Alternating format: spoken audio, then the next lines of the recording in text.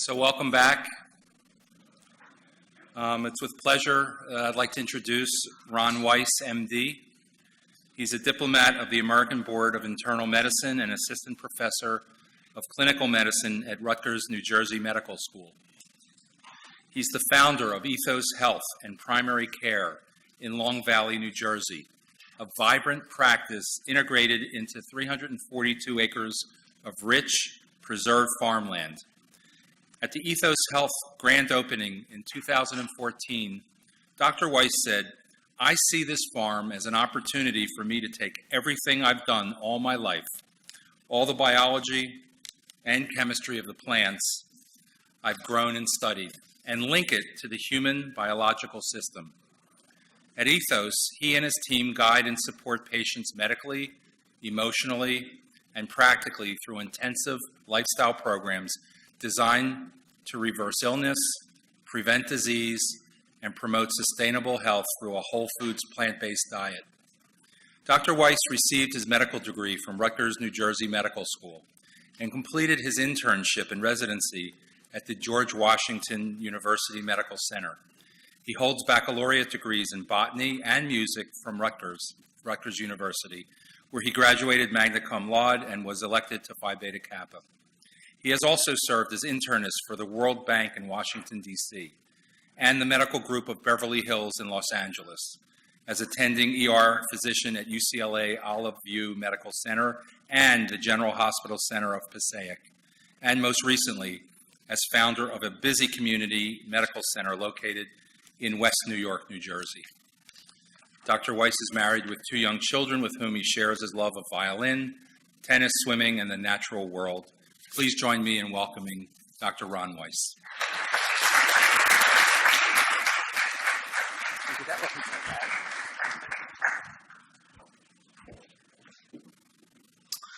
Good afternoon, everyone. Thank you, and thank you so much for coming and having me here today. So, where to start? I guess you could start by saying that by the time I reached my early 40s, I had a midlife crisis. I was fed up with the way I was practicing medicine. I was fed up with the American system of health care. Actually, medical care. It's not a healthcare system. I was fed up with the American food system. And most of all, I was motivated by fear. It was when I looked into my small children's eyes. At that point, I had toddlers. The world changed for me because I was no longer living for myself. I was living for these 2 small children. And I began to get the distinct feeling that by the time they became my age, the world would become a very inhospitable place for them to live. So that's what caused me to chuck it all. I took my medical practice, which had been established for many years, and I sold it off. I took all of my assets, I liquidated them, and I bought a broken down old farm with it, much to the chagrin of my wife, as you can imagine.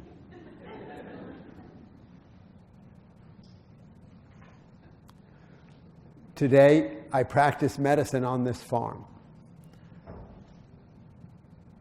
And we grow foods on this farm in a special way that heal human beings and heal the surroundings we are in. And this is the world I've come to tell you about today.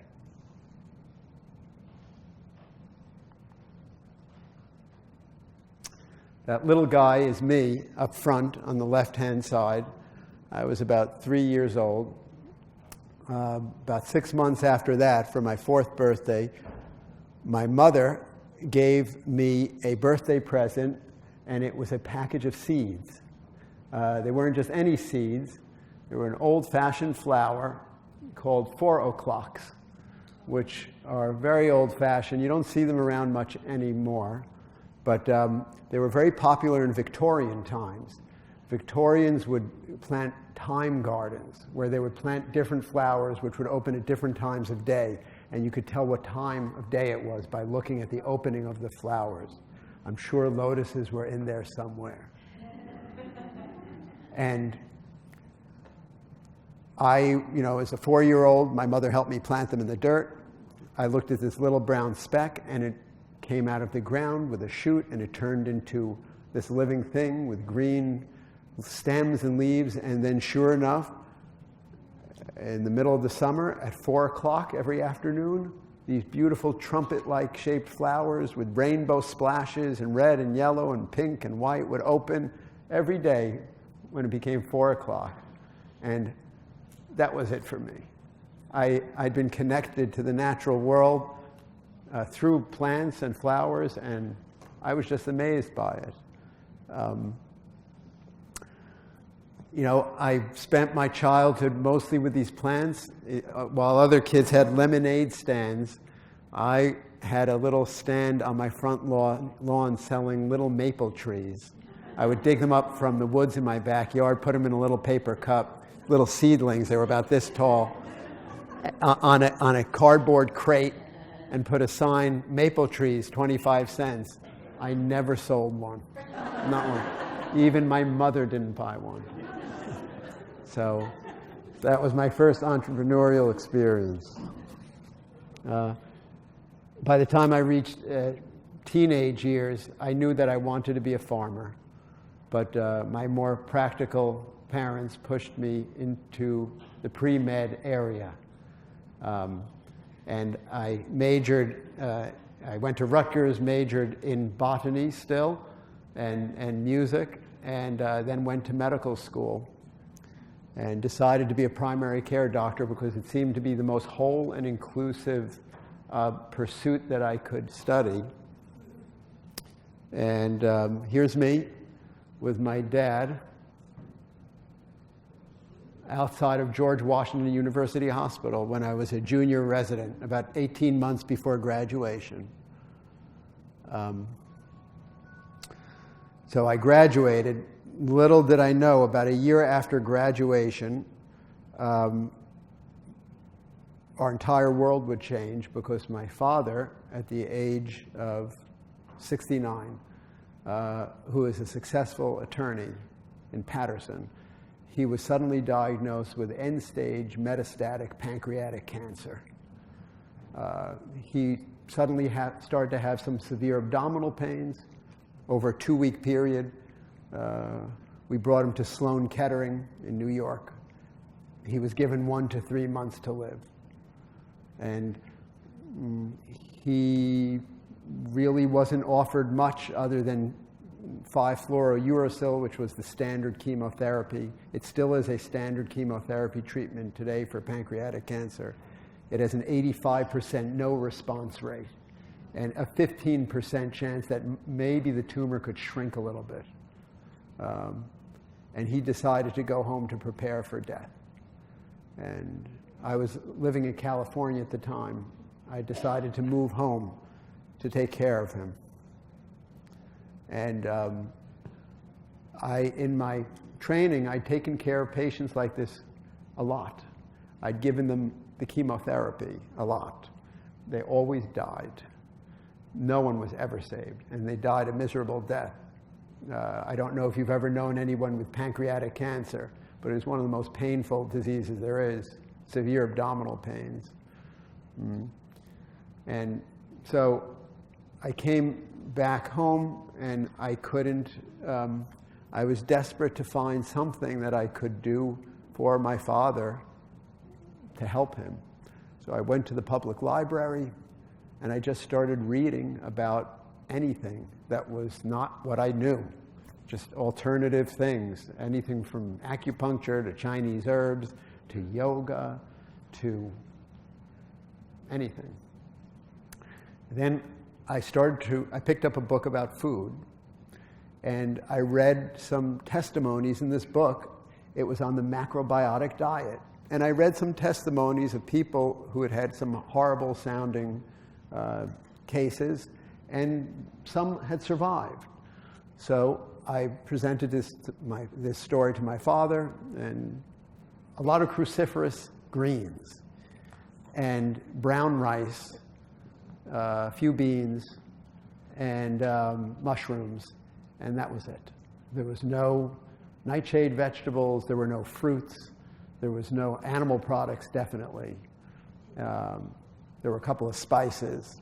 And we went back home. My father was excited, and he started eating like this. We got rid of all the aluminum out of the house and all kinds of other things. Everything became stainless steel. And magic started to occur within a few days. Did not know why, but all of a sudden, my father had no need for his Percocet pills within 2 days. You know, his severe abdominal pains went away. Started going to the bathroom. He was severely constipated within a day or so. By the end of the week, he felt so good that he went back to his law office. 2 weeks later, he was in the gym. 3 weeks later, he was running every day. It got better and better. 3 months later, we got a CAT scan of his abdomen. He had 1/3, 33% reduction in the major tumor masses in his abdomen. That's 12 weeks later. 9 months later, we got another CAT scan. It showed a 50% reduction of all the tumor masses in his abdomen. Did not know why this was happening, but my father was like a case control study.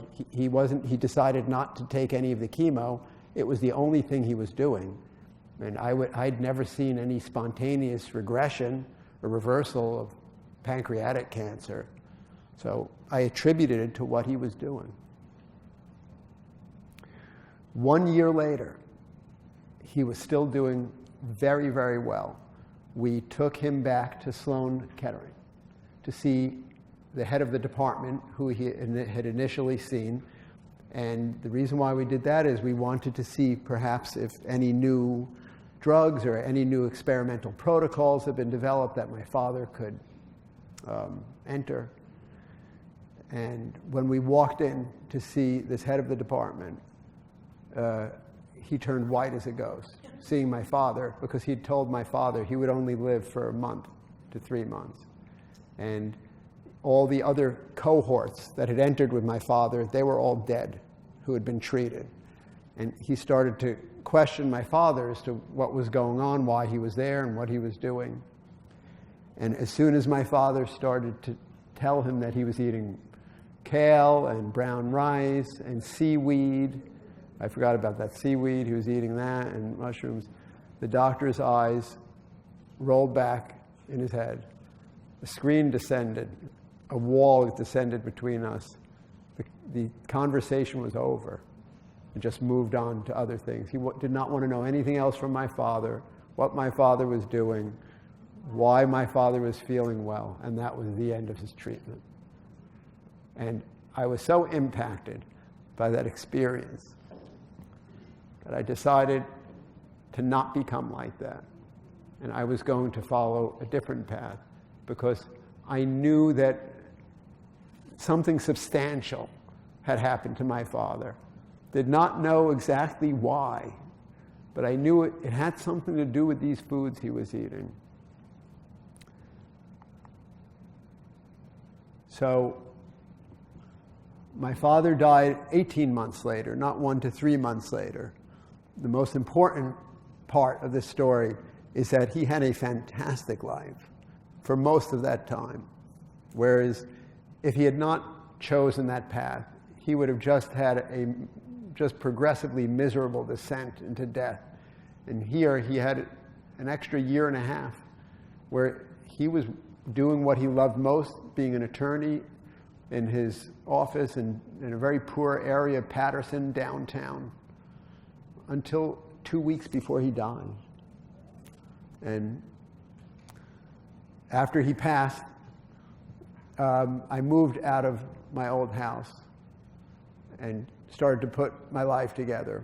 And as I was unpacking my boxes of all my stuff that had moved around with me, I found my medical school diploma and from New Jersey Medical School. And I was unpacking it, and on the diploma is this golden embossed seal of gold leaf. And in the center of this seal is a picture of Hippocrates. It's an image of him with his staff of Asclepius. And I started looking at it, and I began to realize I knew that he was very important, and I knew that I had to take, when I graduated, a few years ago, I had to take an oath, or else they wouldn't give me the diploma. I had to take a Hippocratic oath to serve humanity, but I knew nothing else of him. So I started to teach myself, because I'd not been taught anything about him. And what I learned was that his ideas, his foremost and most powerful ideas, were that food is medicine, and food is the most powerful medicine, in addition to physical attention to the physical being and frame through exercise. So since that time, I went forth, and the foundation of what I do for my patients has been to encourage them and to promote a food-based system of health for them.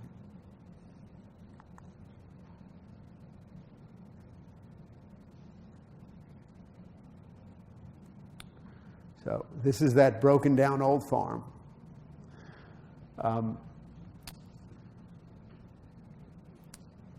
Food and the way food is grown, not just the food itself, but the thought and the energy that is put into this, and the way the methods that are used that connect this food to its environment are critical determinants of human health and the health of the world around us. And that's what we're going to learn about today. What can we learn about that from this picture? Well, this was the first crop that we planted on our farm. Our farm is a 275-year-old working farm. It has grown food for longer than America has been a country. Every year it has grown food. And when we got there, we took this front field and we started to protect it, because year after year after year it was conventionally farmed. People were spraying chemicals on it. Farming is an extractive process. It's like mining, right? The food that we ate today, it nourishes us. Where did the nourishment come from? It comes from the earth. The problem with modern agriculture is you cannot continue to mine the planet, the soil, without putting back what you take out. So this is a good example of restoring the soil. This is not just oatmeal for your breakfast. We can eat these oats that are turning golden in the morning sun. But once these oats are cut, the straw from each shaft, we leave it there so it falls down to the ground. We don't harvest it and give it to animals or do other things. We leave it so it puts back organic matter into the soil and protects it. And then underneath these shimmering oats is a crop. We double planted two crops together. The other crop is a crop of red clover, which will come up. The oats act as a nurse crop to this tender clover. So as the tender clover is just germinating, it will be shaded by these tall grains. And then when it gets strong enough and the oats die back, the clover will come. What will the clover do? The clover will stay there for 2 years, and it will rest the field. And its roots reach down 6 feet deep into the soil. They're taller than I am, deeper in the soil. They will break up compaction in the soil from farm machinery that's driven over the soil so that the soil is aerated. The roots of the clover are legumes, and there are special bacteria that live on these roots that help to fix nitrogen, which is fertilizer, from the air into the soil, so that fertilizer can be put into the soil again. A process like this, after 1 year, will allow us to grow this. So these are our heirloom tomatoes. This picture has not been retouched or recolorized. That red vibrating color that you see there, that is a well-grown tomato, okay? And that redness is lycopene. It is a drug that, in a natural way, can affect our health. And that's what we use it for on the farm.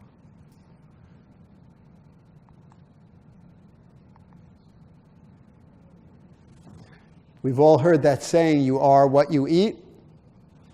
When I think of this saying, I literally think of what I am eating turning into me. And this is the way I think of it. You take one of these tomatoes, right? You start chewing it. It gets mashed up. You swallow it. It goes into your esophagus. It falls into the pit of your stomach. Acid turns it into a slurry. And then that tomato slurry moves into your small intestines. It's broken down further by enzymes, and it's broken down into those molecules, like those red molecules, lycopene molecules. The molecules diffuse across the lining of your small intestine, which is a very special lining, which we'll talk about later. It goes into the bloodstream, and then your body reassembles these molecules into our hair, into our eyes, into our skin, into our heart. Those red molecules actually build us. Pretty amazing, huh? Our GI system actually disassembles the external world and universe, and then our body reassembles it into us. We are what we eat.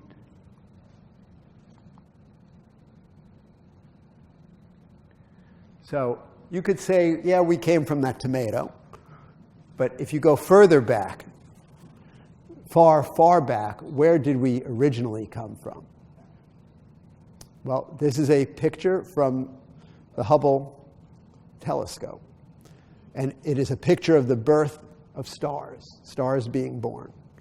So it is estimated that the human body contains 7 times 10 to the 27 atoms. That's a billion, billion, billion atoms. About 60% of those atoms are all hydrogen atoms. We know where they came from. They came from the Big Bang, the beginning of our universe about 15 billion years ago.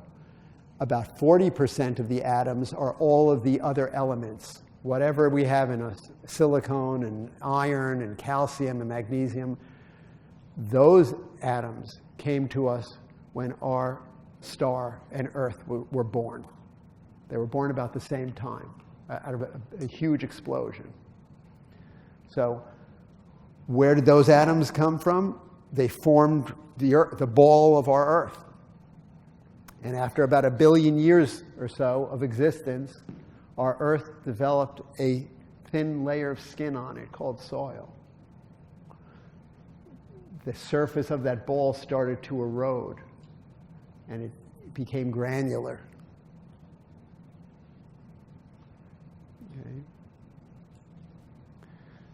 But this soil is more than just some particles of elements. We have now become very cognizant that it is a living, breathing, very complicated system in and of itself. In 1 teaspoon of soil, there are billions of organisms, 80% of which we don't even know what they are yet. We have not identified them and put them into a genus and species yet.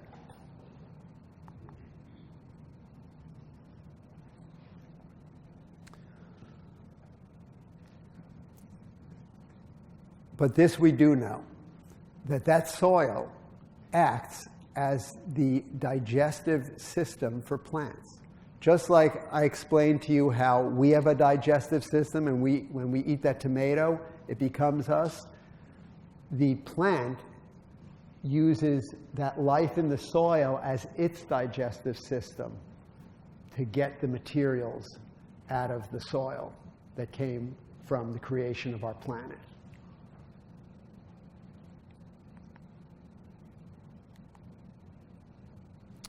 Wendell Berry, the great American farmer and thinker, said, "The soil is the great connector of lives, the source and destination of all. It is the healer and restorer and resurrector by which disease passes into health, age into youth, and death into life." So for the thousands of years that humanity has been farming, smart farmers, as we've discussed with Dr. Pratap, have always known this to be true. You have to take care of your soil in order to continue to live. Because when you abuse the soil, civilization turns to ruin. What has happened in the last 100 years in industrialized societies is there has been a war that has developed and been systematically waged upon the soil. The traditional methods that were developed over thousands of years, which are known to be sustainable, which preserve this soil life, have been abandoned, and they've been replaced by a chemical-based agriculture.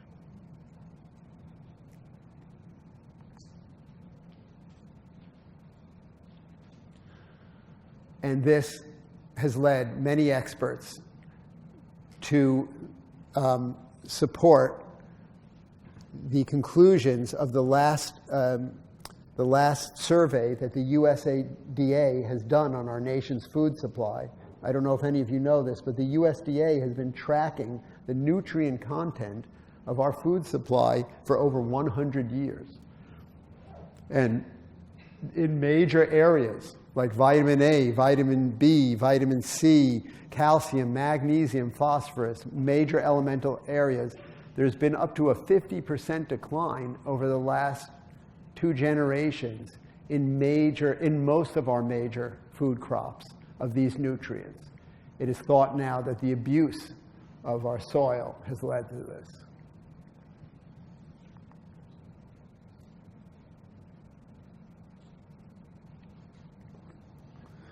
Believe it or not, this is a modern farmer. Doesn't look like a farmer, does it? Looks like a space person. Why is this a farmer? Because DuPont, who makes this chemical, recommends that this farmer has to protect himself in order to prepare his tractor to spray this stuff on food. Would you want to eat this food? If he has to address the substances he's spraying on the food with this kind of getup. I would not. The other scary thing I noticed from this picture is that you notice the size of that machine, right? Those tractor tires. Of course, when you have one farmer like this taking care of 10,000 acres, right? He can do it in a huge machine like this. But of course, those tires crush the life out of everything that's living in the soil, those organisms, right? Think how heavy that machine is and how it crushes down the soil and those little organisms. They don't stand a chance.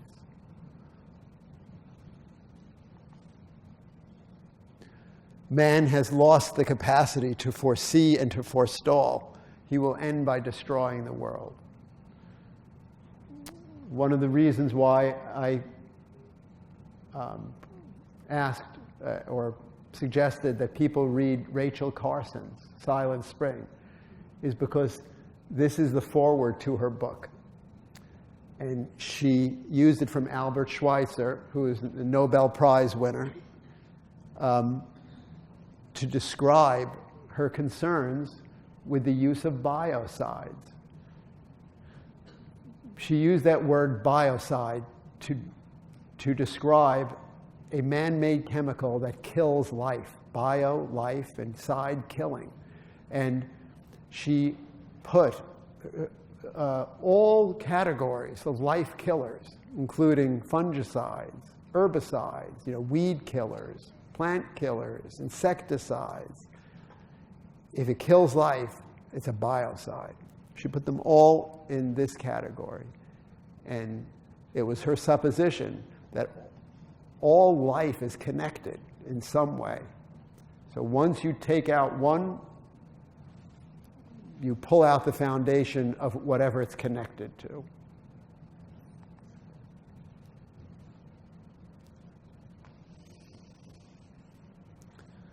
When Rachel Carson wrote her book, Silent Spring, it came out, ironically enough, the spring that I was born in 1962, about a month or so after I was born. And her original concerns, the subject that prompted the writing of her book in the first place was the introduction of DDT, which we'll talk about later. But at the time, about 500,000 pounds of these biocides were liberated into the environment in the United States every year. That was in 1962, 500,000 pounds. Today, 300 million pounds of Roundup alone is liberated into the environment.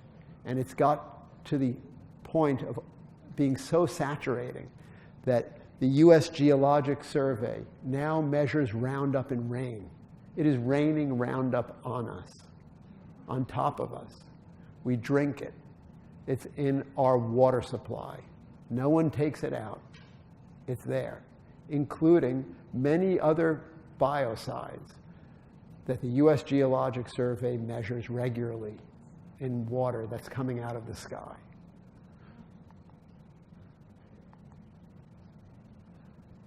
So we should all think of that the next time we ingest something, because we are eating that stuff too.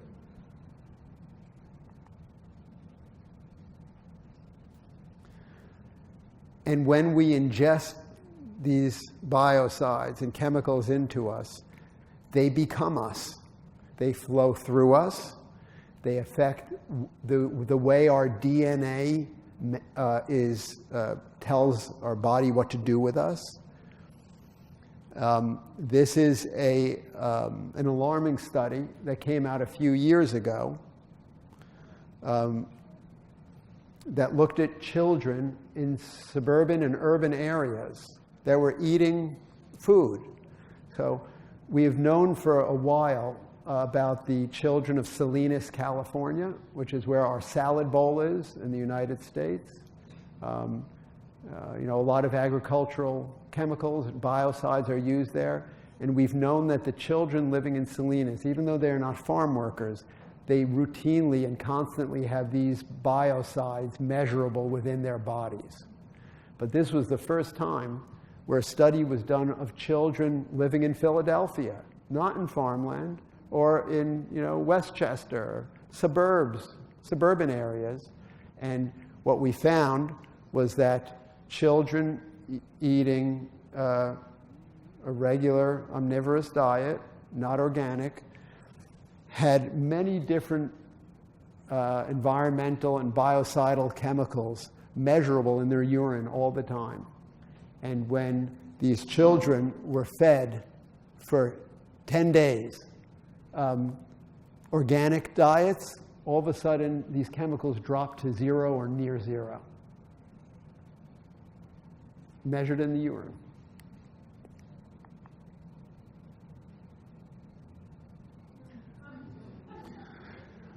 Believe it or not, this advertisement appeared in Time magazine in 1947.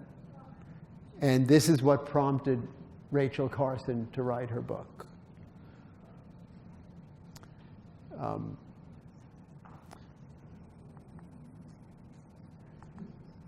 See?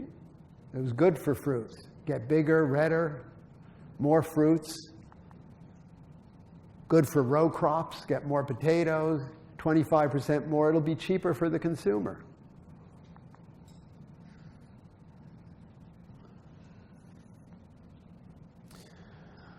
If we are going to live so intimately with these chemicals, eating and drinking them, taking them into the very marrow of our bones, we had better know something about their nature and their power.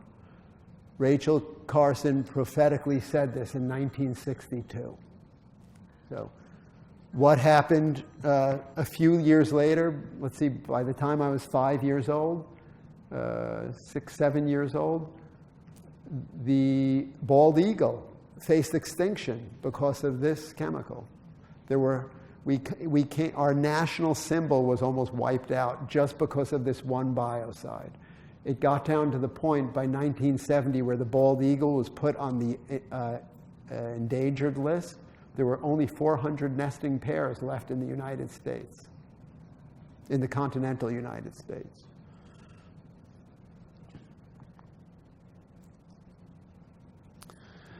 So this is Time magazine a few years later.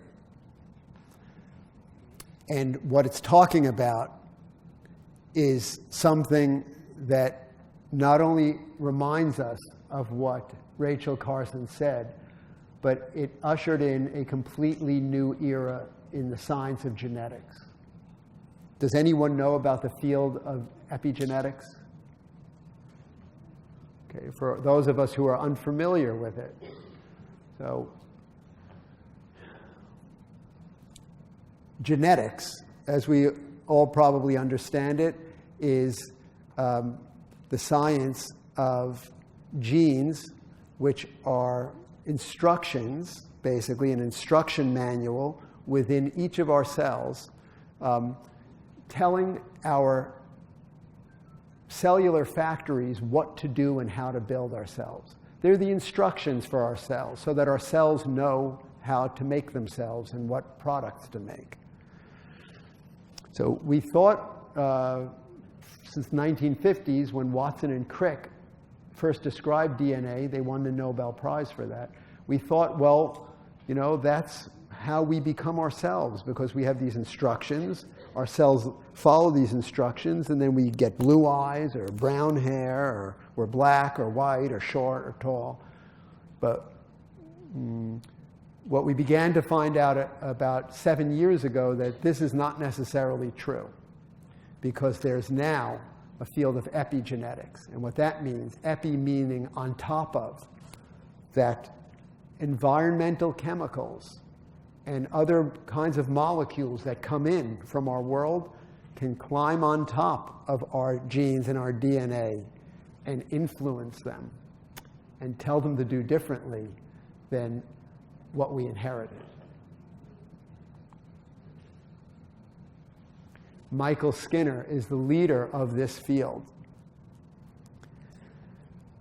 And he has demonstrated that this effect is so powerful. He said there's not a type of genetic mutation known that is not potentially influenced by these environmental epigenetic effects. And his landmark study that demonstrated this is when he exposed rats in a laboratory to a fungicide, which was called vinclozolin, which is commonly spread on our foods. And he saw not any problems in the first generation of the rats, but their children, their grandchildren, their great-grandchildren started to develop diseases which were related to the exposure of the vinclozolin. And it was because this vinclozolin straitjacketed and latched onto the DNA and made it do something that it was not supposed to do.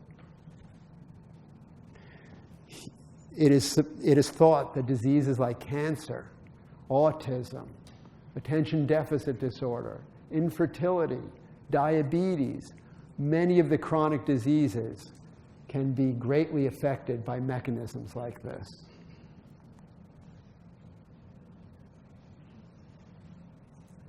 Man's attitude toward nature is today critically important, simply because we have now acquired a fateful power to alter and destroy nature.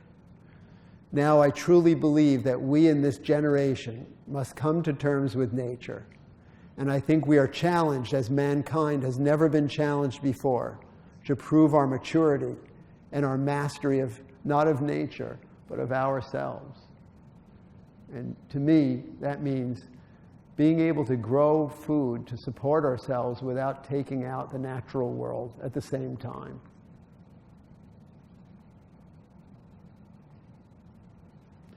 So, do we have to do this? Why do we have to use these chemicals? Must we, to feed all these people?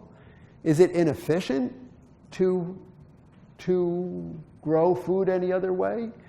Do plants need these chemicals? I mean, what would happen if we didn't put them on? I mean, would they all die of disease? Anyone know? I mean, why do we have to use fungicides? I mean, I guess because plants would just die of fungus infections if we didn't spray these chemicals on them? The answer is no. And the reason why is, given the right environment, plants are experts at knowing how to defend themselves. They've evolved to make their own healthcare systems. They don't need us. What do I mean by that? Well, let's look at this 8th grade science class diagram. This is a diagram of photosynthesis. And I like to think of plants as farmers. Plants actually direct an enormous workforce of laborers to do work for them. We're going to find out about that in a moment. In its basic form, what a plant does is it takes sunlight, okay, from the sun. And remember, plant life is the only life form on the planet that can take the sun's energy and transform it into food and energy for us. Animals don't do that. We would die if we didn't have these plants here. So the plants take the energy from the sun, which we're all dependent on, take in carbon dioxide, which we're drowning in now from the air, right? We have too much carbon dioxide in the air. They take some water up from the soil, and with a catalyst of chlorophyll, turn it into food for us, into sugar. And that's the basis of photosynthesis. In order to do that, the plant has to build itself. And in order to build its structure, its stems and its parts, it puts to work those billions of organisms that are in the soil, and it directs them. It's like a farmer directing farm laborers. It tells each organism what to do, what it needs, where to get it, and then the plant pays the organism with food. The organisms work for food. What do I mean by that? Well, guess what we found out? That plant factory that's making sugar, up to 60% of all the sugar it makes, it dumps out into the soil to pay its farm workers. Isn't that amazing? It has evolved like that. It uses its sugar in a transaction to pay all these organisms that are there. You have to remember something. A plant is rooted. It can't move. And if there's an element of molybdenum it needs that's 10 feet away, its roots can't reach it. It may have to bribe or pay off a fungal filament, a mycorrhiza, to go get it for it. Some of these mycorrhiza can reach for miles through the soil, all killed by antifungal agents like vinclozolin. And it directs the organism to get it, it brings it back, and then it can build itself.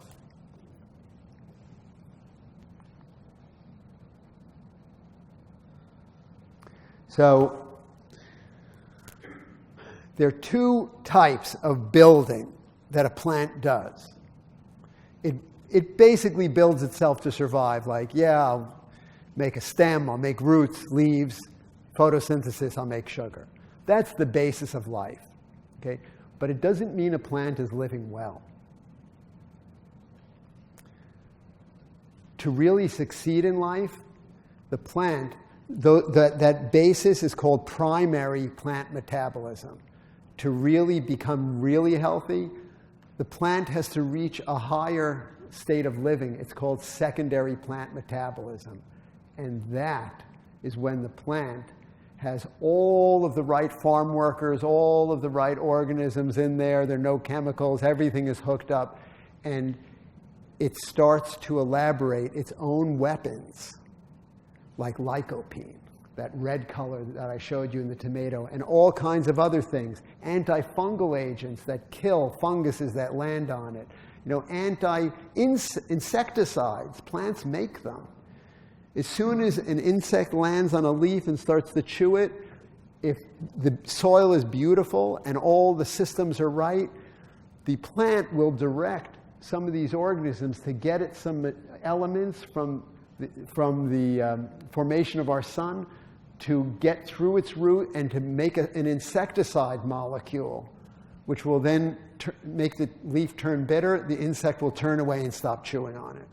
Not only that, the plant will warn its neighboring plants that there's an insect in town chewing on its leaf, and the neighboring plants will start to make these weapons. Pretty cool, huh? What happens if you spray your field and kill off all the insects? No reason why a plant should make these insecticides. How about if you spray all these insecticides into the soil and you kill off all the workers in the soil? Well, then it just can't. That's our modern agriculture system.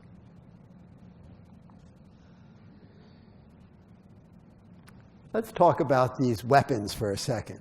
These fantastic weapons that our plant friends make. The amazing thing, as I alluded to before, is these plants make these weapons to defend themselves. Plants can't run. They can't pick up a stick and hit someone who's coming to eat it. They've developed these elaborate chemical systems, which we don't have. Through millions of years, by eating these plants, human beings have co-opted these weapons. And now we use these weapons as our weapons, but they come from plants. Let's take a look at what I mean by that. All of those colors that you see, those brilliant colors, they're drugs to us, and they're weapons that plants use. They're pigments in plants. And not only the pigments, but the aromas and the flavors are all specific molecules, these secondary plant molecules that are used as weapons in plants, and then we co-opt them to use them to thwart our diseases. Here's a picture of what they look like in an organic chemistry format. If you notice, I don't know if anyone's taken organic chemistry, but you notice something in common about all these molecules. They have these hexagonal rings that are all stuck together. These ring-like structures create aromas. Perfumes have these, things that you smell have these stick-like structures to them. I want you to pay attention to this one, genistein, which is found in soybeans. This one, apigenin, which is found in celery. Luteolin, which is found in peppers.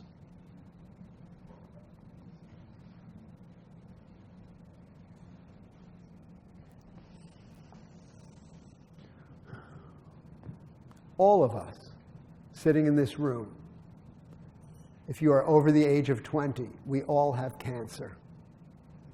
Did you know that? We have cancer in us, and it's waiting for us. We didn't know this until about 10 or 15 years ago. We thought, if I'm living and I don't have cancer, why don't I have cancer? Well, because, your immune system is so good that once an abnormal cell develops, it'll come and kill it off, and then you don't have cancer. And then if you're unlucky enough, your immune system will miss it, and it'll grow into a huge tumor and kill you. That's not true anymore. We now know that all of us, essentially all of us over the age of 20, have multiple tumors in us, and they're just sitting there. But they're this big. They're no bigger than the point of a ballpoint pen tip. We know this from autopsy studies. We know there was a large study when we autopsied 40-year-old women who were killed in car accidents without any known breast cancer. 40% of women, by the time they reach middle age, have breast cancer. It's not known to them, but they have it. Pretty much 100% of us, by the time we reach the age of 70, have thyroid cancer. It's there. If you take out the thyroid and send it to the pathology lab, you'll see tumor cells all over the place. But they don't grow large enough to kill us in people who are not diagnosed with cancers. But you have to remember that in America, men will have a 50% chance of getting cancer in America, women about a 40% chance of getting cancer during their lives.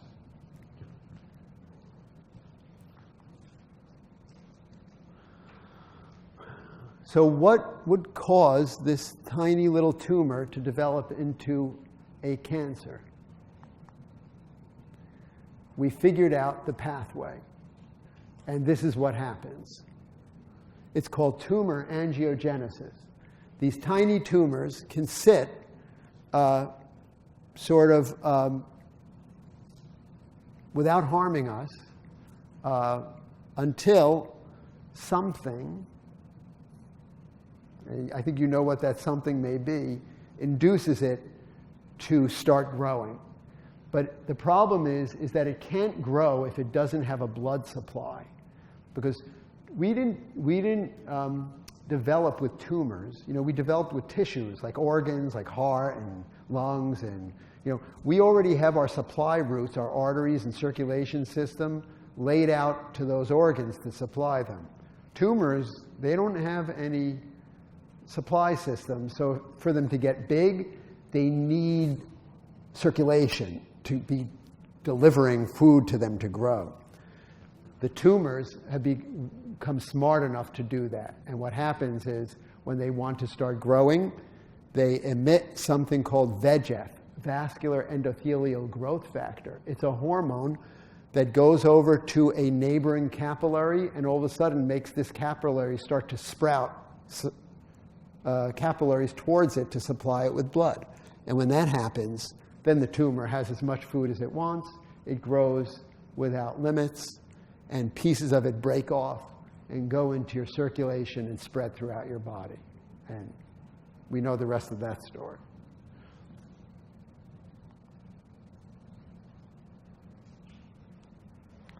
How can plants help with this? Well, Dr. Judah Folkman, who would have won the Nobel Prize had he not died of a massive heart attack, completely preventable, as he was going to a conference to present one of these papers in Canada, figured out that there are anti-angiogenic factors, that there are molecules that block that VEGF, that these tumors can start elaborating these hormones that make blood supply grow to them, but there are molecules that can block it. And guess where it is known that most of these molecules are? Plants. Plants, they're the weapons I talked about before, that plants use as they use them to get rid of fungus and get rid of insects and all kinds of things. Those are those secondary plant metabolites. Let's take a look at what happens when we take some this is normal tissue, what it looks like under a microscope. These are capillary tissues, normal.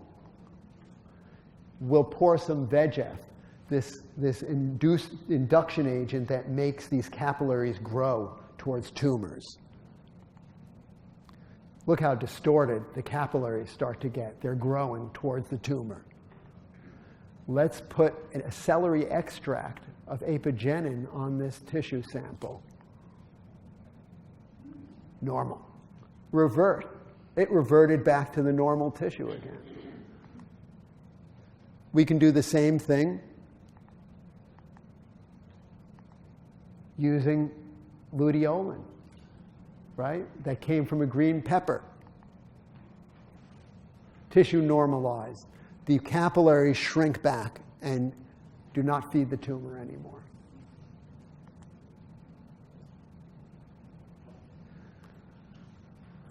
This has caused such excitement that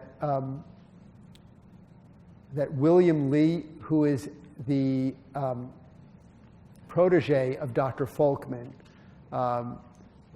runs a foundation which is called eattobeatcancer.org, and he is constantly investigating the thousands and thousands of these molecules. And by the way, there are about maybe 40 to 50,000 of them. We only know about a few thousand that we've identified so far. But there are at least tens of thousands of these which we think exist that we haven't identified yet. And William Lee is always investigating and running research with these molecules to see how they can thwart cancer. But it's not only cancer where these molecules are used in terms of human health. I'd like to go over a couple of other situations. We're finding more and more that they actually are the foundation for human health through, guess what? Epigenetics. So just like we described that fungicide or that those biocides or pesticides can come and change the way our DNA expresses itself to cause problems, we're now realizing that these plant molecules can come and reverse it and actually promote good health for us. Here's a good example. For about 40 or 50 years, we've known that our GI tract has immune sentries in it. Remember that story I told you about how we digest food and take things in from the external world? There's a lot of stuff that comes in from the outside world. Not all of it is good for us. We have to have armies on alert down there at that wall, that intestinal wall, to make sure bad stuff doesn't get into us, like viruses and bad molecules and things that could harm us. And there are. There are what are called lymphocytes. The lining of our GI tract is probably the richest source of these lymphocytes in our body tissues, outside of like lymph nodes. The amazing thing is there's a keyhole or receptor that turns them on and activates them. But for 40 years, we've been looking for the molecule that fits like a key into that keyhole and turns on and activates lymphocytes. It wasn't until about 2 or 3 years ago we actually found it. Guess what that key is? It's a molecule that's only found in broccoli. And broccoli's cruciferous cousins. Name them for me. Cauliflower. Brussels sprouts. Cabbages. Kale. Collards. Nope, in the beet family. Mustard greens. Watercress. Turnips. Radishes. And then what about all the Asian greens, right? When you go to Chinatown, you see these, we don't even know what they are. Those are all cruciferous, right? Chinese cabbage, bok choy, and a lot of other kinds of greens. All cruciferous. Horseradish. Wasabi.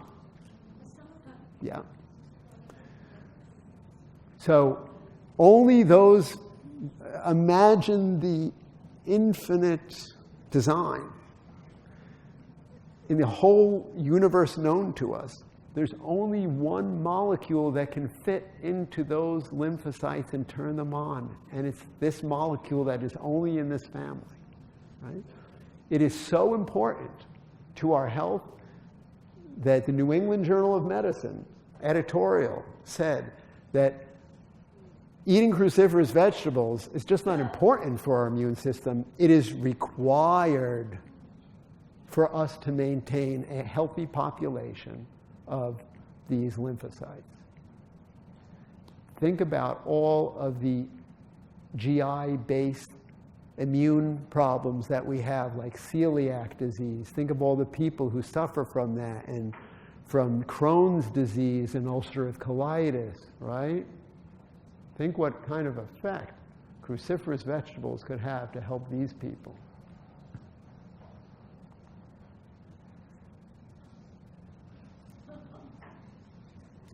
Punicalagin.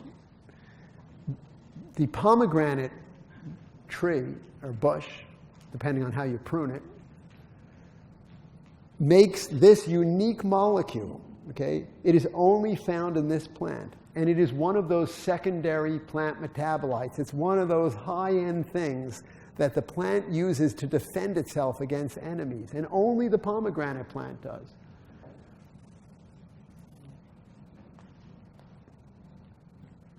So we discovered that people who have clogged up arteries in their carotids, you know, those are the main arteries that feed the brain. If those get clogged up, you're finished. You have a stroke. We have evidence, strong evidence, that when people are given extracts of pomegranate that contain punicalagin, the clogged up arteries reverse. Okay? The atherosclerosis, the intima, the lining of the arteries shrink down and unclog themselves. Why would that be? We figured it out. It's because there's something known as shear stress. If anyone has ever worked on aerodynamic design or even in the automotive industry, you know, where they put things through tunnels, wind tunnels, to see how they will, like airplanes or cars, to see how air forces moving forward will meet the moving mass, and the vehicle is designed to minimize those forces to make it move forward more efficiently with less energy. Guess what? The same thing happens in our arteries. Shear stress from the rapidly moving blood that courses through our vessels, right? At certain points where the arteries turn, the way the blood hits the arteries with a certain force, those areas of the arteries come under shear stress, and because of it, the arteries walls, the linings will get damaged because they're pounded by the force of that blood. What punicalagin does is it goes into the DNA of the lining of the cells of our arteries. And through epigenetics, it goes on top of the DNA and makes the cells reconstruct themselves and lessen the damage from shear stress. Take questions after. Yeah.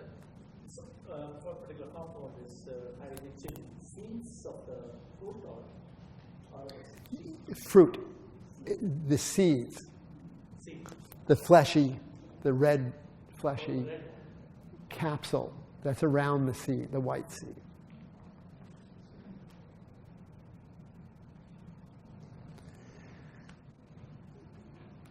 Is eating soy good for breast cancer or bad for breast cancer?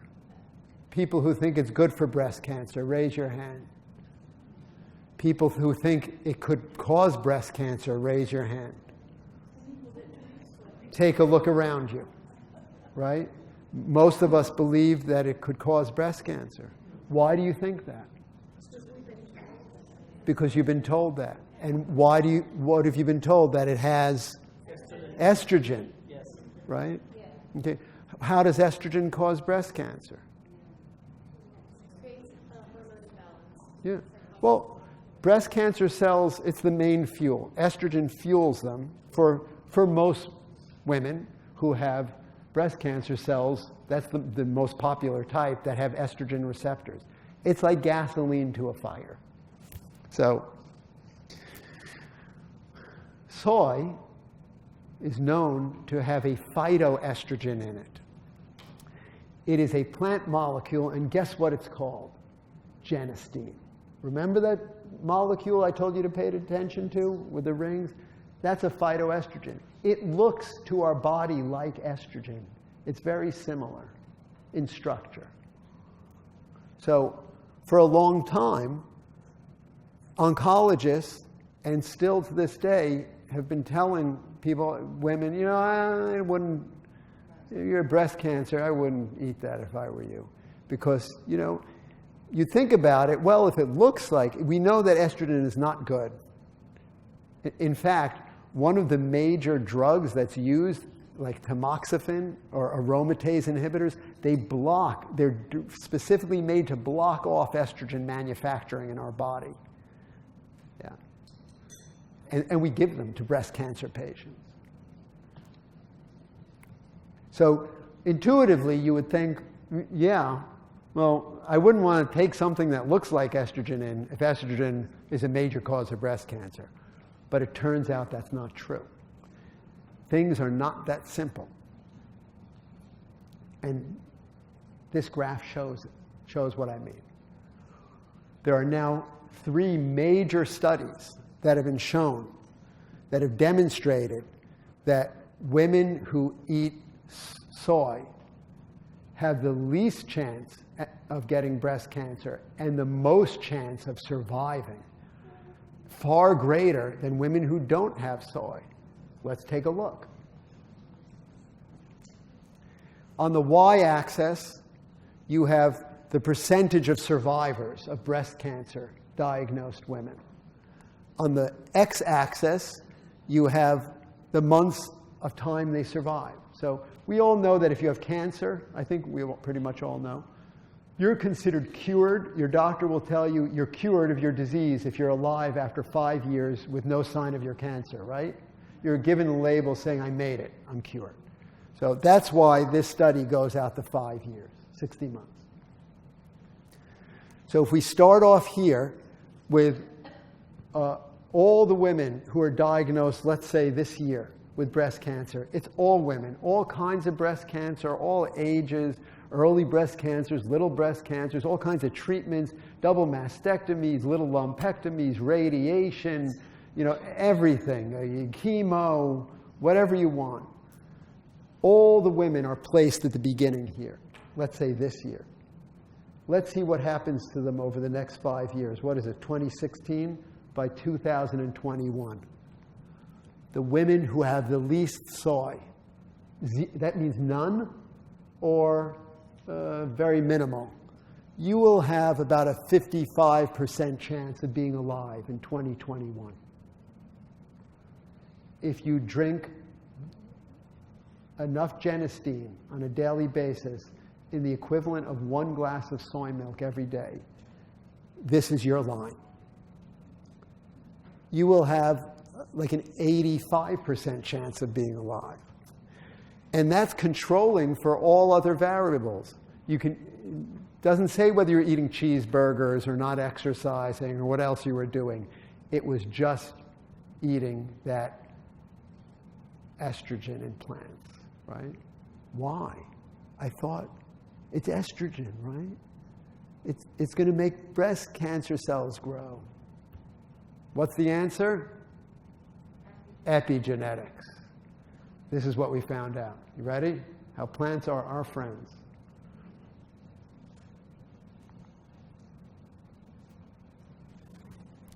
Has anyone ever heard of BRCA? Anyone remember Angelina Jolie? She wrote that big article in the New York Times. She explained why she had to get a double mastectomy and her uterus taken out, because she has a mutation of BRCA. What is BRCA? BRCA is a good thing to have. It is our own good gene, DNA, that protects us from getting breast cancer. Every time a breast cancer cell comes up, these genes come into action to suppress the tumor.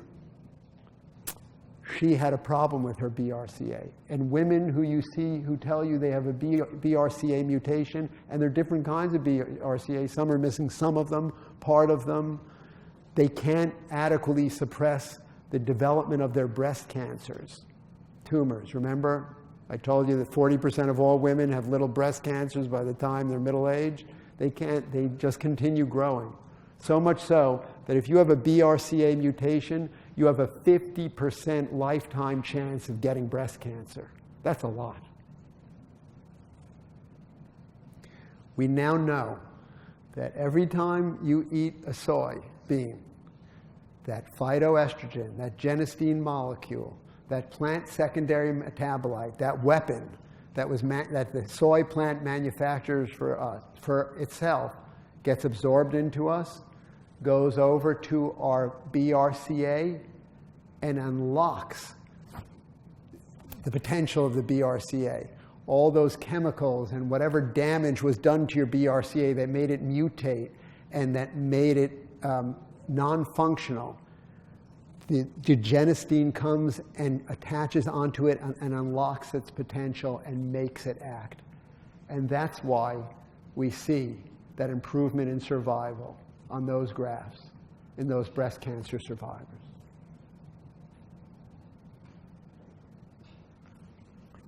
Look at that connection, right, between us and the food we eat. Was Hippocrates right?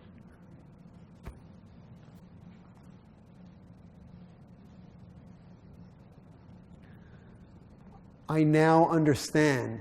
I didn't know why my father did well. I understand now why. We have the mechanisms. I know why his tumors would shrink. I showed you, right? Blood supply was cut off. And the amazing thing about nutritional science is that by every day, every week, and every month, we discover more and more and more information on how we connect to the entire world through these, on a molecular basis, of how the natural world supports us and thwarts our diseases. Nutrition is not a matter of where do you get your protein from, right? It's not that. That's not the way it works. Okay, do I have enough vitamin C? Okay, where am I getting it? I need to take calcium pills. Okay, I don't have enough calcium. It doesn't work like that. It works in very complicated ways through a multitude, almost an infinite variety perhaps, of mechanisms which are bound together in a symphony, an orchestrated way of acting, right? I showed you just 3 little ones that give us health.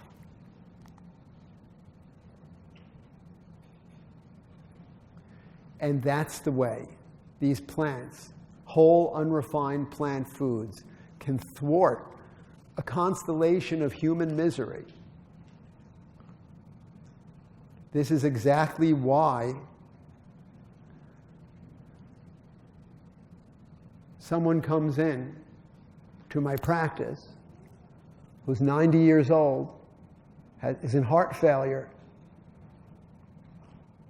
has diabetes, high blood pressure, can't walk, and within a couple of weeks of changing the diet, she can walk. She doesn't need a wheelchair anymore. She's not on any drugs anymore.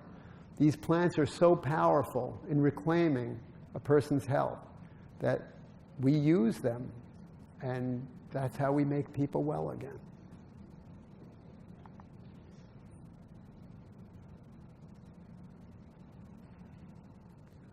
So every day at Ethos, on the farm, we think about how these connections give us health. And I love this picture because it's just an illustration of how human health is bound to nature. We tried planting sweet potatoes in our front field And as soon as we did that, this mommy snapping turtle came, tore up the plastic, and laid her eggs. Right? Supposedly thwarting us, thwarting my design. I'm trying to grow food.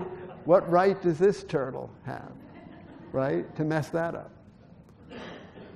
So she tore up some stuff down there too, and then she decided to tear that big hole. And so what we did was, after the eggs were laid, we cordoned the area off. We didn't want to disturb it. So that was in June. And that was in September. So, after this baby came out, what happened to its eggshell? It became the soil, right? The calcium in that eggshell became the sweet potatoes we were eating that year. The connection of life.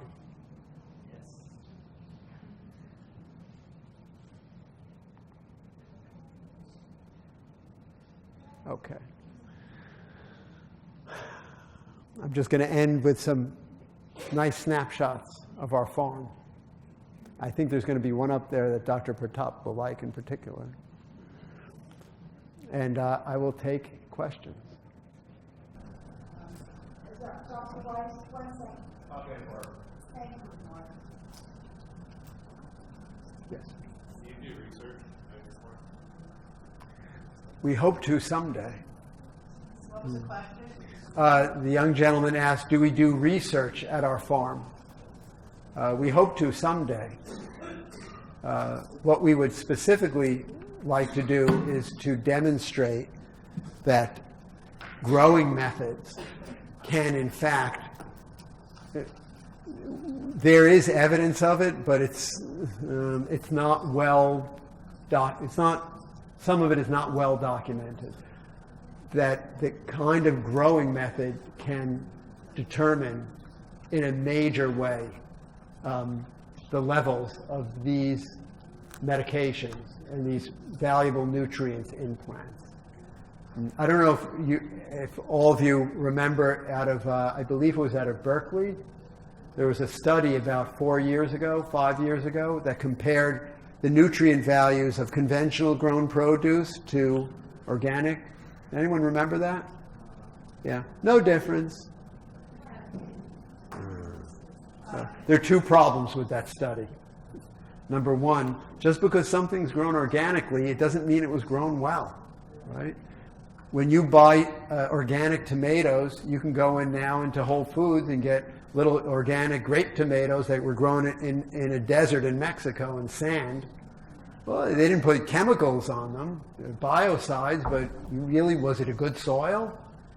If that soil wasn't good and the birds around it and the insects weren't good, the tomato wasn't able to really produce itself to its highest level. And then you don't get the most benefit from it. So I hope someday we can demonstrate that on the farm. And it's coming. If I don't, other people will. Someday, in the near future, it is estimated, it is thought, that the consumer, probably within 10 years, will have a device where you can go into the produce stand and go like this and tell what is in that carrot. You'll be able to tell what that carrot tastes like, how many of those molecules are in it, and God help the farmers who are not growing things well. They won't have any customers. So for questions, can I interrupt for a second? I would ask those of you who would like to ask questions to come up here so that you can share your questions with the rest of us. Don't be shy. You all can come up at it. We can create a little line here. Right this way.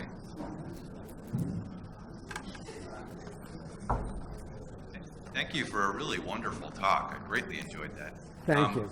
Now, you're also still a practicing physician, I understand, right? Yes. And can you talk a little bit about how do you treat patients now? And do you prescribe mostly foods, and how do you help them find foods that are grown properly and so on? How does that work? Yeah. Well, so the practice itself is in an old farmhand's house, which is in the middle of the growing field. So when you come onto our farm, you have to go through the fields, and then you enter the practice, and you're looking at the exam room. You're looking out at the medicines that are being grown that surround you, and so we have a number of ways. Anyone can come to us. You can be very sick. You can want to prevent illness. And the main way we have of helping people is called a year of mindful living, which is an entire year's journey where we can take someone who doesn't know anything about, their health, doesn't know anything about plant-based whole foods, and we will teach them. And it is a medically guided journey. We will get the necessary blood tests on them. What generally happens, they start with something called Dr. Weiss's 30-day challenge, which is like a detoxification program. Over the first 30 days, it's very focused and mindful eating. And then once they exit that, they have many diseases just within those few weeks, like heart failure, coronary artery disease, rheumatoid arthritis, lupus. Things that are, asthma, psoriasis, renal failure, things that are not known to be treated can be vanquished. And then we continue to work on the person during the year. They get fitness evaluations. We teach them mindful practices and guide them through the whole year. We set goals for them and so that they can reach the goals. If somebody is already in excellent health and a plant-based whole foods person, they can just come to see me as a regular doctor. We also have a lot of programming on the farm, including cooking classes and fitness classes. And the Year of Mindful Living has as its center an entire educational classes, which are community classes where you come and you learn about nutrition. Thank you.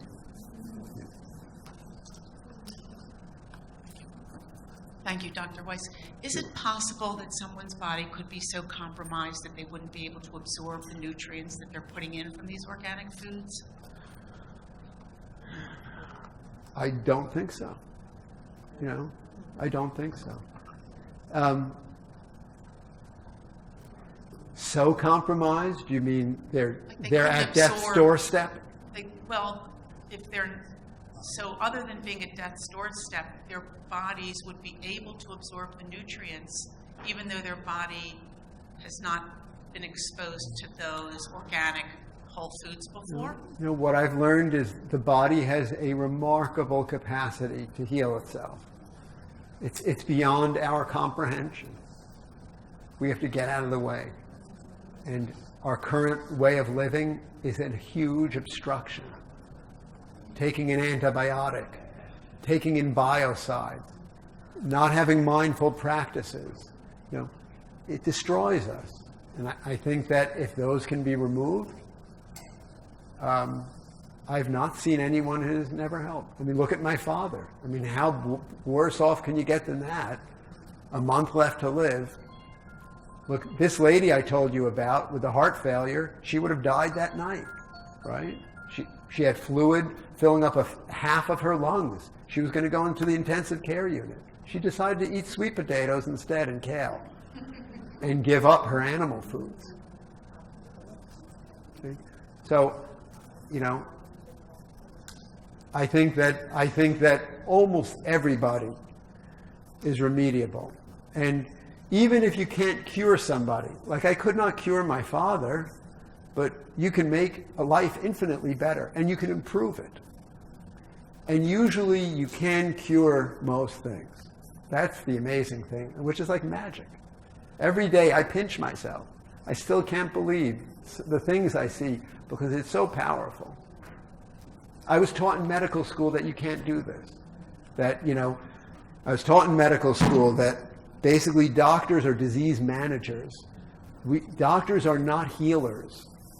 And I was confused about that because I thought, physician healer. You're a healer. You could fix people. And then in the second year of medical school, a professor stood up and said, I have news for you.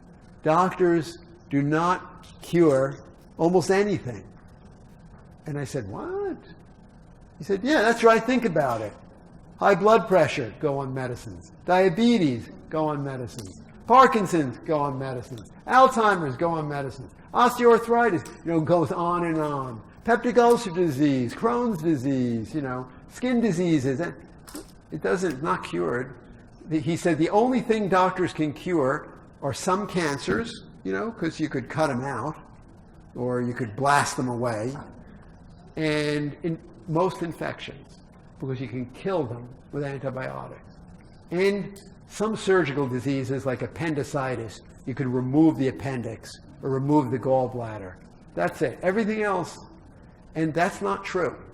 So what happens today is that people are medical doctors, including in Jefferson Medical College, unfortunately, are taught to sustain humanity in a state of illness, right? That's what doctors do for the most part. They keep you sick by keeping you on the medications.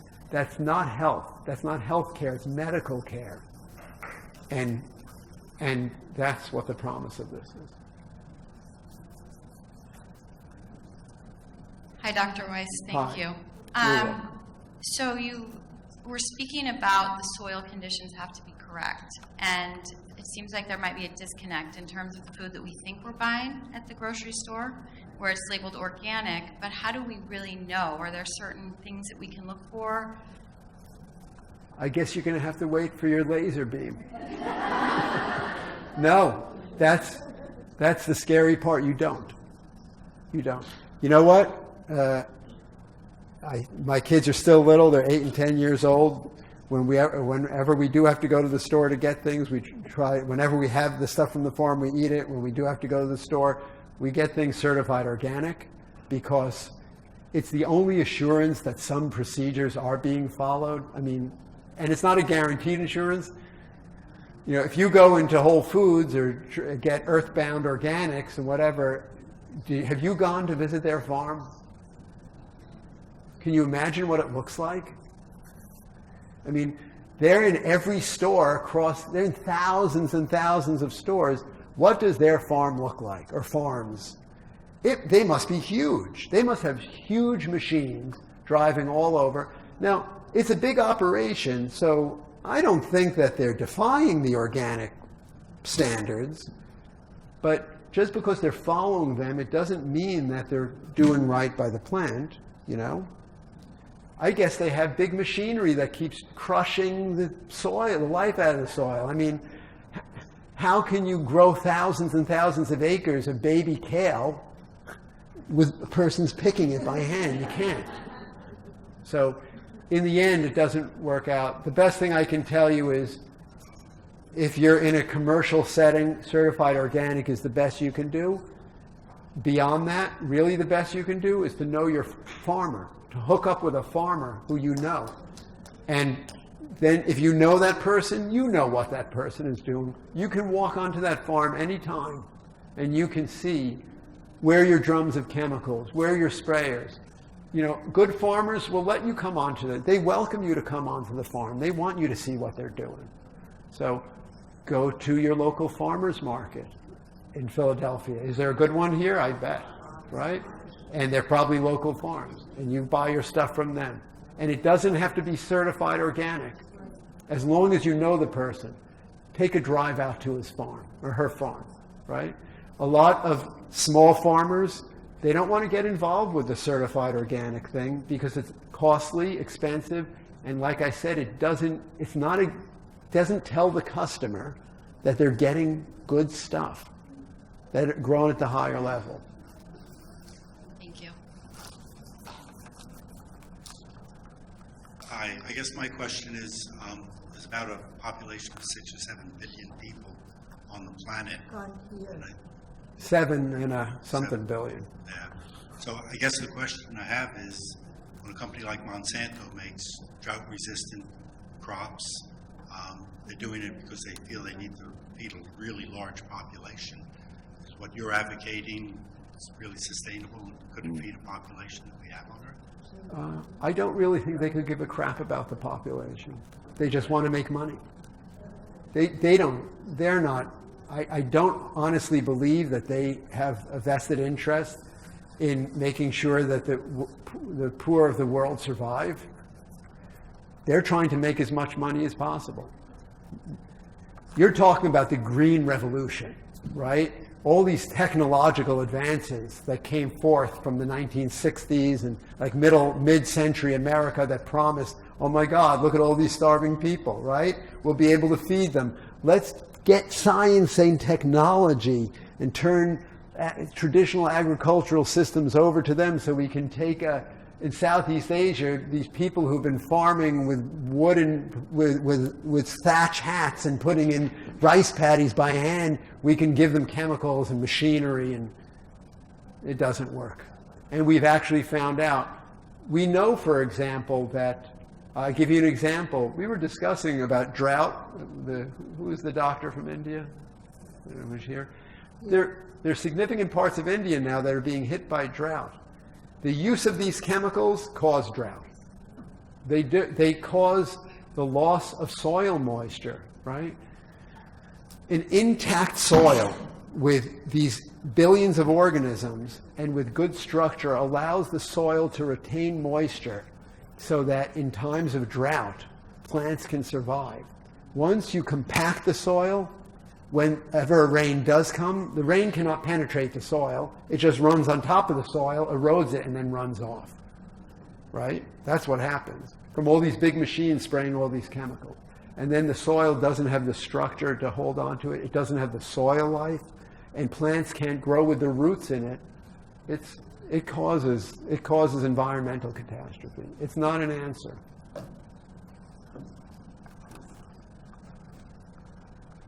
My background is in five-element theory, dealing with macrocosmic conditions and microcosmic conditions within the body. And the idea of soil as something to grow in would be macrocosmic.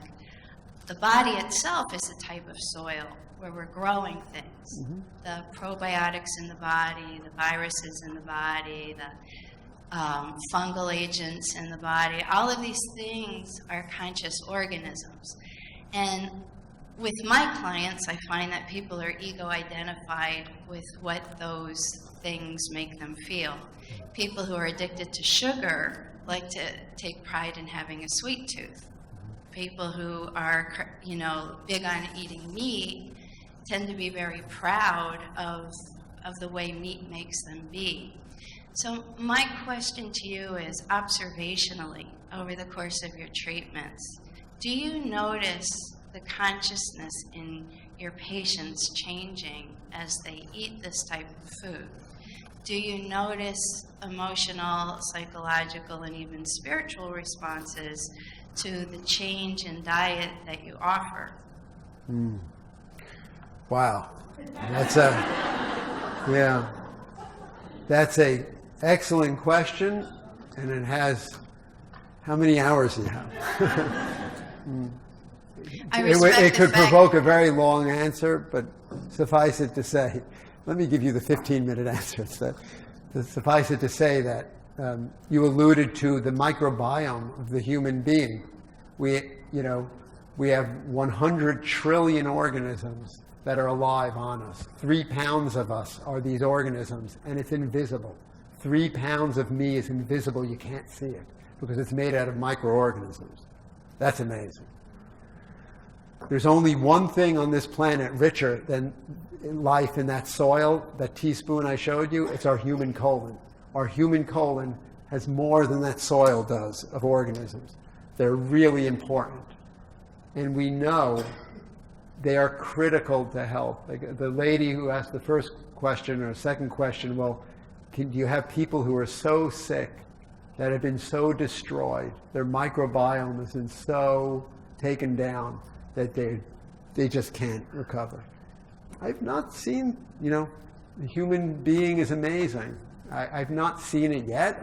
I guess maybe there's someone who exists. But the bottom line is that these microorganisms play, again, we're at the very infancy of the science of proving or giving evidence for the way things work, to answer your questions. But we know that different kinds of organisms in your gut can definitely make a big difference in major disease states. For example, we know that heavier people who are overweight have completely different, they have different organisms in their system than do thin people. They're just different, and we know which ones they are. We know that meat eaters have different organisms in their gut than do plant eaters. We know, and we know what happens. We know what these organisms do. We know that we have evidence. Can't say we know. We have evidence that women who take repeated courses of antibiotics, keep getting urine infections, have to be treated with antibiotics, have a much greater chance of getting breast cancer later on in life. Why?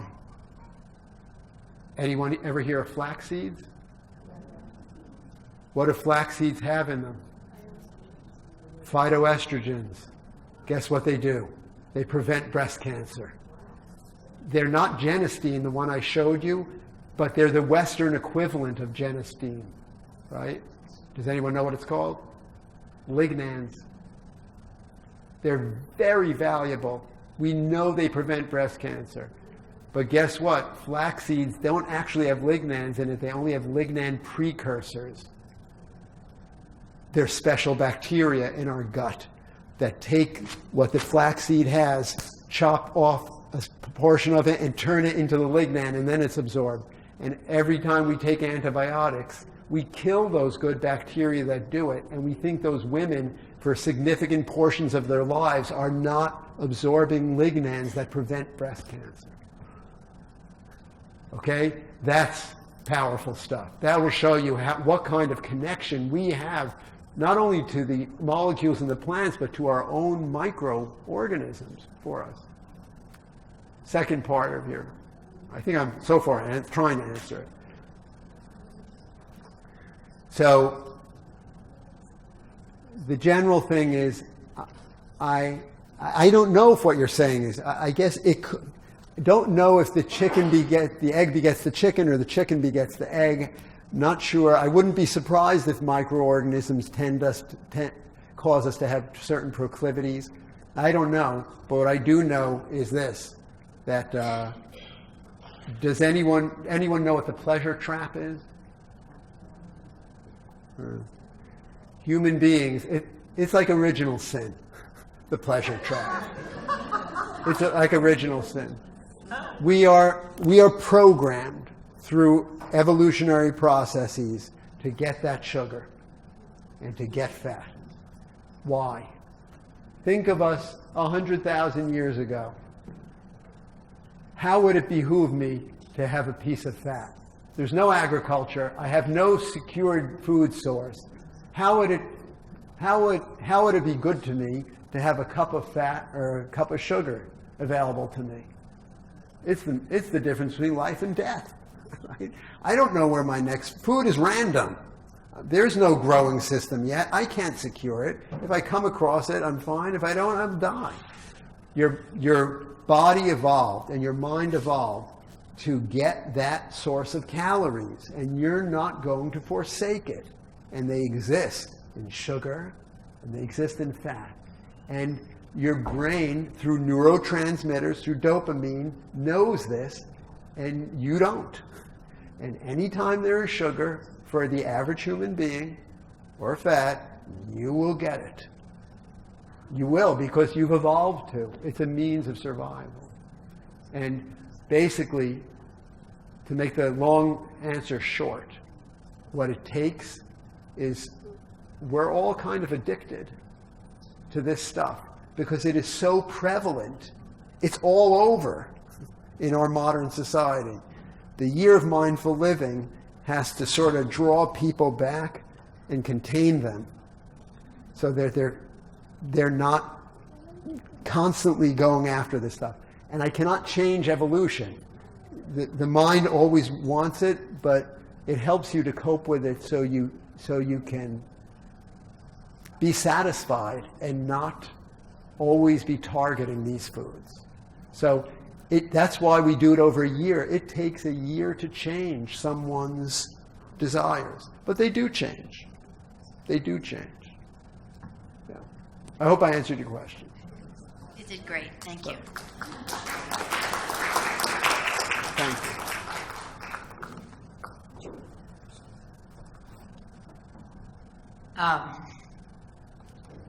June 18th of 15, I was diagnosed with inflammatory breast cancer.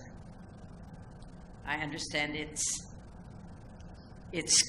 when it's diagnosed, it is already stage 3. The first thought that came into my mind was plant-based diet. That came from my father, who is no longer living, who was minded that way. I sought out someone who led me to the program of Dr. Pam Popper, who is featured in Knife Over Fork. Yeah, you picked a good woman. And I, along with being aware of the diet, I became aware of her smoothie. That has been the basis of my daily beginning of the day. And I now add many more things to her smoothie than are originally there.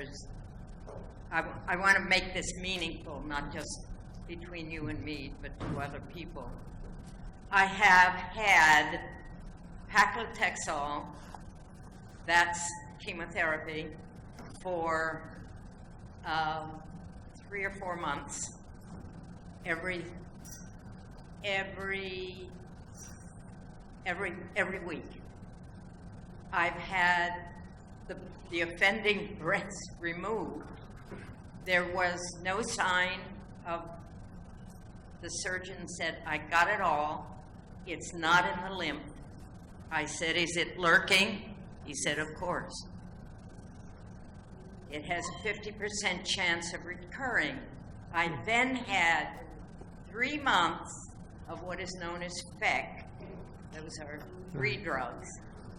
The only side effects I have thus far experienced is that. It has not debilitated me. It has not made it impossible for me to continue being a grandmother of 2 kids. And you bring out a wonderful, you bring out a wonderful point, which is that I'm not necessarily opposed to chemotherapy or conventional treatment, but you got to show me, is it going to benefit the person? Well, so if the chemotherapy and if this can benefit, you should do it. I'm not. But yeah. The wonderful thing about the plant-based whole foods is it can give you a wonderful quality of life, and it can support, and we even have evidence that it improves the effects of chemotherapy through these epigenetic mechanisms. We have actual evidence in laboratory samples that if we were to take some of these cancer cells that were taken out and put them in a dish and treat them with paclitaxel, it kills off, let's say, 30% of them or 40% of them. And then if you add some of these molecules that you saw, it kills 80% of them off. It makes the chemo more powerful. And maybe that's what you're experiencing. And my doctors are amazed. Yeah. Because I report when they meet me before each, and they say, do you, Yes. have you? There's no to every answer. Yeah. And it also gives cancer patients an excellent performance status, a functional status. it gives you the strength to carry on. It makes you feel better and makes your daily activities of living possible. So good for you. And I applaud you. Now they say it's standard. I must experience radiation. Well, I will continue to fortify myself. you should. And continue to develop and advance it. And there's always refinements you can make. She has a very good program. Listen to everything she's saying. Dr. Pam Popper has an excellent program. She knows what she's doing. Listen to her. Thank you. You're welcome. Good luck to you. Hi. Hi. I kind of have a specific question. So I was under the impression that soy doesn't necessarily have negative effects on women with health issues, but there's a risk of overconsumption because of the higher concentration of certain phytoestrogens that can reverse its benefits. Is that also a myth? You know, there's always a balance in life, you know. I'm sure you could make yourself sick by eating soy if you ate too much. I know there are case reports of people who've killed themselves eating broccoli. They went into liver failure. I mean, but I think at the average amount, acceptable amount that human beings eat, like if you have a little bit every day or whatever, it only shows benefits. And, you know, I think the thing we have to remember is oftentimes look, what doctors should do should always be evidence-based. The doctor should hopefully always be able to show you, here's why I'm telling you to do this, because this is the evidence. This is what the science shows. And that's what we try to do on the farm. And that's what we try to do with our patients. And there is an explodingly large amount now of amassing data from these plants. But historically, there was not. Because it costs money to run these scientific experiments. Who's going to do that? We have a lot of experiments on drugs because the drug companies pay for that. The government's not paying for this, and nobody wants to pay for it, so we don't know. The other thing is to get the best studies. You know, it's oftentimes, it's hard to do it with food, whole foods, because good studies and evidence has to be developed by being double-blinded. You know, the experimenters and the subjects don't know if they're getting the experimental treatment or the control. You can't do that with, like with a piece of garlic. You're going to know if you're eating it. So it's hard. It's hard to develop controlled and substantial models. But what we do have is hundreds and thousands of years of evidence from native populations, right? So who has been eating soy for thousands of years? A lot. Every day. Japanese women, right? Chinese women, right? They have the lowest breast cancer rates in the world. The traditional, I'm not talking about modern Japanese women now who eat, meat and hamburgers.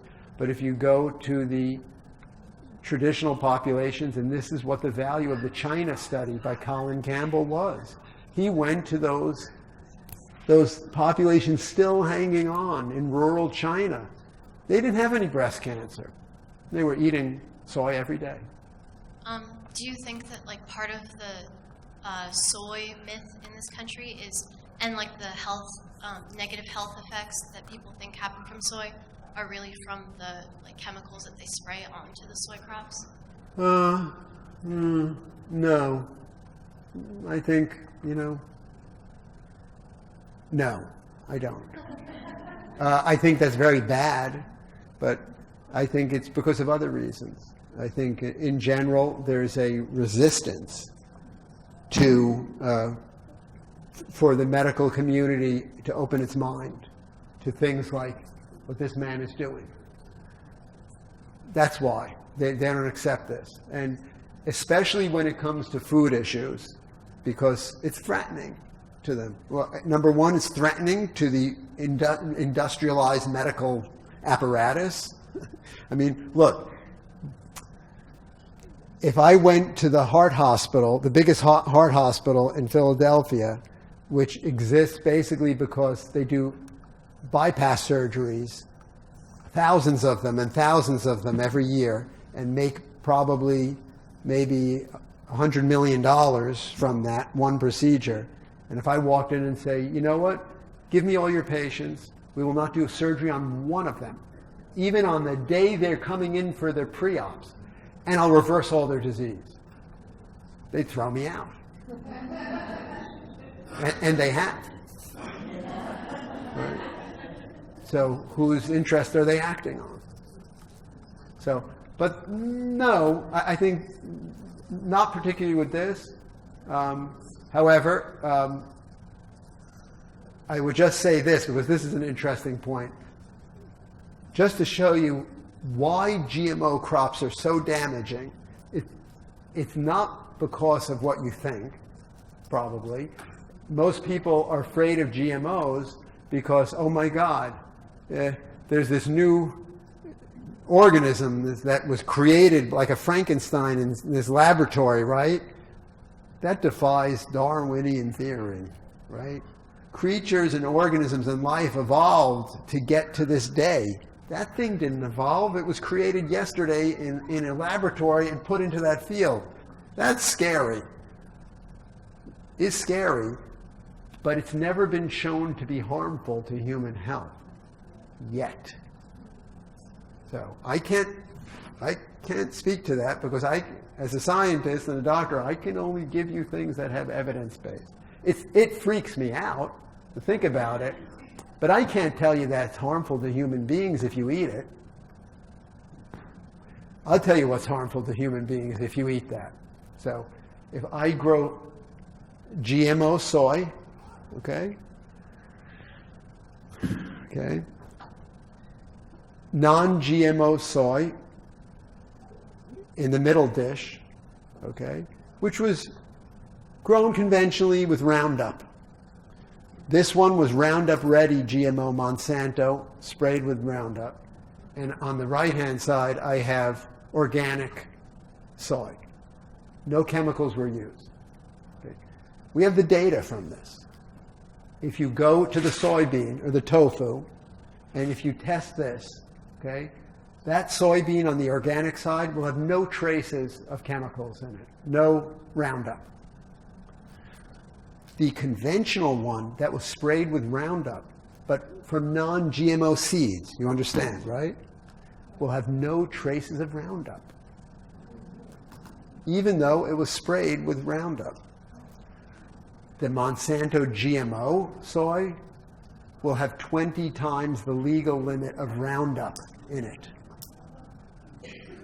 And what happened is because farmers that are growing the genetically modified organisms have to keep putting more and more and more Roundup on their plants every year. And what basically ended up happening is the USDA and the FDA tripled the threshold for the safety of Roundup levels allowed in consumable crops. Once they saw that, it went from something like from 2 to 20, the level. So now you can have up to that much safe, because Monsanto said it was safe. That's what I'm worried about. Thank you. Yeah. Thank you, Dr. Weiss. You're welcome. When you were talking about your dad, and clearly his memory has been a blessing to you, you had mentioned him giving up nightshades. When I've had friends who said that their doctors have told them with inflammatory conditions they should give up nightshades. And yet, when I saw your beautiful pictures of the tomatoes and how proud you were of your tomatoes, it occurred to me to ask, what is the story about nightshades? And, you know, if those ones are making, is that the difference between a helpful nightshade and a not helpful nightshade? Yes. Well, just so you know there's a poisonous nightshade that will kill you in a moment. It's extremely toxic. And potentially, this entire family of plants, which includes tobacco, has an element in it which is toxic, but in the edible forms, like potatoes and tomatoes and peppers and eggplants, those are the ones that we eat, it is not at a harmful level. And the reason why my father avoided that is that's what his instructor told him to do. But I see no credence in that. And I have never. We have people with very inflammatory, the worst inflammatory diseases, who come into us, and they're all eating this, and they don't have any problems at all, and all of their rheumatoid arthritis goes away. Some of the worst things that I've ever seen have no effect on them, ever, that I've ever seen. Number one. Number two, you would have to show me evidence, or someone who wants to claim, when I say evidence, I need a study showing me that this is harmful to people. And it doesn't exist. I know you can go read about it.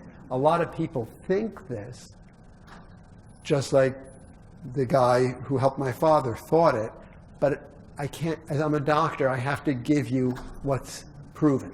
And I have no proof that that's true. And anecdotally, my experience is it's definitely not true. So we enjoy them all the time. Thank God. They're delicious. Thank you. Yeah. Okay. Hi, this isn't really like a science-based question, but obviously the government would play a large role in getting this food system out to the everyday person. How would you go about changing the way that our government subsidizes their food industry and things like that? Like, we over-subsidize corn and under-subsidize a lot of other products. Well, I think that the huge shift that came in American agriculture was during the Nixon administration. Nixon nominated Earl J. Butz, for any of you who remember, to the Department of Agriculture. He was the secretary, and he had a policy that he put in place. And he had several mantras. One of them was, get big or get out. So he said to the little family farmer, get out of here. He said, we have to start growing huge areas, 1,000, 2,000, 10,000 acres of commodities, corn and soybean, which we can then turn into an efficient system of warehousing animals, feeding this stuff to animals instead of being ineffective and letting a cow graze on grass for a couple of years. It's too inefficient. We have to feed them all this stuff that's being fed, the feedstock, and get them into a factory setting. And then what we don't use for feedstock, we have to turn it into chemicals, like corn syrup and maltodextrin and all this stuff. And that's where our food system really started to go downhill. And because it became such a substantial part of our agricultural system, what is the number one agricultural commodity we produce? Feed corn. And we can't eat it. That's amazing. It's not for human consumption. That's Earl Butz. That's what his policies made. And why do we do that? Because our tax dollars support its growth. We would have to completely dismantle our entire agricultural system and start to grow food. And our tax dollars would have to support the growing of food, not that stuff. That sounds like it's a really steep hill, especially when you look at our political system. So I don't have a good answer. I mean, I know the ultimate answer is our tax dollars should go to support broccoli and kale and sweet potatoes and onions. And if you want to support something, don't support that. And even if we didn't support it, pull away the support from that, and all the support we're giving to create these hamburgers for McDonald's and corn syrup, pay for our healthcare system with it. Because you know what? We wouldn't have a $3 trillion healthcare system if we weren't growing that stuff. It literally comes from the healthcare expenditures literally come from the way we balance our food system. That's why I'm on a farm. It has. So, thank you. Thank you very we much. need to Thank you, we need Dr. to Weiss. retool.